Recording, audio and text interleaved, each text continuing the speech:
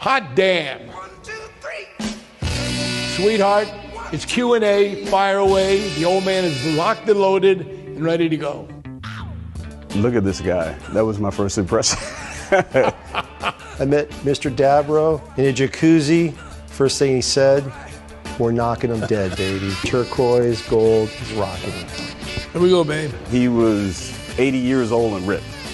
Not bad for 90, huh, kid? Yeah, that's something you don't see every day. You may not know Ken Dabro, but when you hear the voice... Me.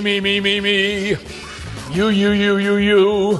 And you too. You'll say, I know that guy. When I get up in the morning, look in the mirror, I go, you beautiful son of a bitch, I love you.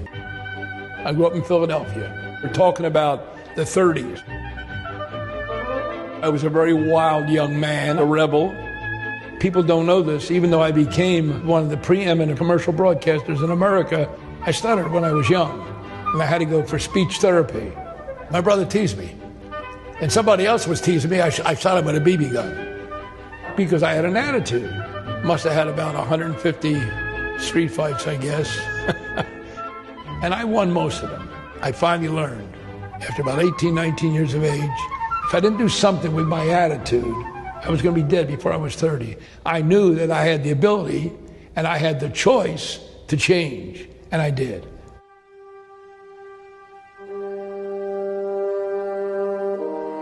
In 1949, I became a pressure cooker demonstrator and salesman for Sears Roebuck.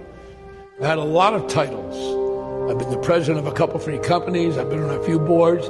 The greatest compliment I could ever get was I was a salesman. I could sell. You get your butt to Barbera's, Borbeck, and the Boulevard and the new RVs. Remember that one? Red tag that was a game changer. Well, when you need a pitch man, you look no further than Mr. Ken Dabro. He's probably been on the radio more than almost anybody else in the history of radio. I've done between 10 and 15 million commercials, and I've written over 10,000 sales campaigns. Right now for you at Auto Gallery Mitsu. I'll never forget the first time I heard one of Ken's commercials. Who the hell is this guy? I'm thinking he's awful. This is Ken Browning for Costa Mesa Hyundai. They're gonna make you say, yippee-yi-yo-ki-yay. Yippee-yi-yo. Yippee-yi-yo-ki-yay. Come down to Hyundai today. The way he punches out an ad like that gets your attention. That's what makes Barbera number one. Dodge gun round not one, just son. A few, we got a slew. Hi, folks, it's the Spidey Irishman. Ken is really the best at what he does. So whatever he was doing, my approval didn't matter. First time I used Ken at my Hyundai dealership, we had the biggest weekend we've ever had. Let me take you high in the sky. Let me take you high in the Northern California sky so that you can get a bird's eye view of what is truly God's country. That was Mr. Dabro at his finest. His voice was all over the country pretty much every weekend. Denver, San Diego, Phoenix, Los Angeles. I can still pump out the voice. Seattle, New York, Georgia, Florida. There was never a Dabro commercial with music behind it. Never. It was me giving the Gettysburg Address. Kid, that's how it was done. He talked about being a fighter, and you actually see that when he gets in the studio because he'll like jab with his fist. I'm still doing it.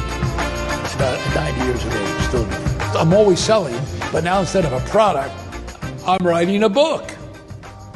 The concept was men start having their mental problems at 40. All of a sudden, you become aware of your mortality. Now you know there is a limit. Now you know there is an end. How you handle that particular 20-year period will determine what the next 30 years of your life are going to be. If you live 5 generations, the most important generation is that middle generation. That's your transitional age. And it was a hell of a stage to go through. But I fought every damn day I had to fight. I swear to God, I was a psychosomatic. Here was a guy who was indestructible when he was 35. And at 38, 39, I think my heart's beating fast. I think my pulse is too fast. All of a sudden, my mortality came into being. And how was I going to handle that? I chose to be positive. Age is only a number with Mr. Dabro. That guy has got spunk. He has never bitched or complained about his age. He's always shown pride in his age. I'm not an old man. I'm an older man. Kenny is a positive influence, He's always encouraging me. Whenever I'm with anybody, I try to convey to them anything that will make them feel positive about themselves. It makes you want to work out harder, take better care of yourself, because maybe one day you can live like Kenny at 90 years old. It's a fight, but it's a fight you have to win. Ken has the strongest strength of mind of any individual I've ever met. You're either going to keep climbing or you're going to go like this. There are days when he tells me that he's a little bit down, but he's still out. Why would you add to their burden in life when you can cheer them up? And we have a choice. So that's what I try to do. It's the concept of what amazing, wonderful things are still yet to come that makes me want to go and chase those things. And I think that's from hanging around with him for all these years. My message to Ken is very simple. I love you, Ken. Thank you for everything you've done for me. And your spirit will always be alive. Thanks. That kind of gets to me. Let's make it another 30. I love you. You have been a tremendous force in my life. You've been a tremendous friend, and you've always been there for me, even when I wasn't there for myself. I'm one guy.